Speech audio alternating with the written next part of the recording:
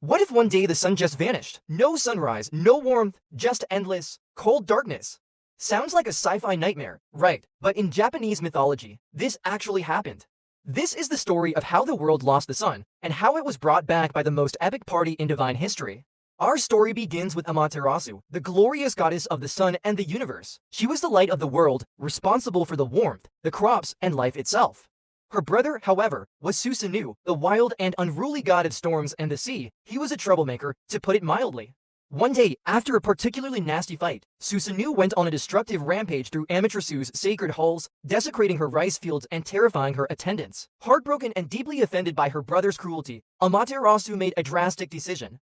She fled, seeking refuge in a heavenly rock cave called Amano-Iwado. And as she sealed the entrance with a massive boulder, she took all the light in the world with her. The universe was plunged into eternal night. Crops withered, evil spirits emerged from the shadows, and the world began to freeze. The gods were in a panic. The world was dying, and their pleas for Amaterasu to come out were met with silence.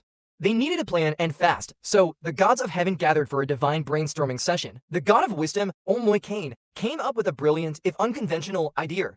They wouldn't beg her to come out, they would lure her out with curiosity. They staged a massive celebration right outside her cave. They placed a sacred mirror facing the entrance, roosters were gathered to crow, and the goddess Omnouzum, known for her wild spirit, took center stage. She overturned a tub, jumped on top of it, and began to dance. Her dance was so wild, so funny, and so over the top that all 8 million gods burst into thunderous laughter. The sound was deafening, shaking the very heavens. Inside her dark cave, Amaterasu was bewildered. She thought the world was supposed to be in mourning without her. How could there be so much joy and laughter? Her curiosity finally got the better of her. She cracked open the heavy stone door just a tiny bit and peeked out. "How can you all be so merry when the world is dark?" she asked. Omnouzum replied, "We are celebrating because we have found a goddess even more beautiful and radiant than you."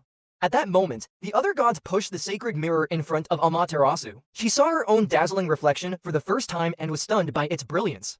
As she stepped forward, mesmerized, the strongest god, Omnotajikarau, grabbed her hand and pulled her out of the cave, while another god quickly sealed the entrance behind her forever.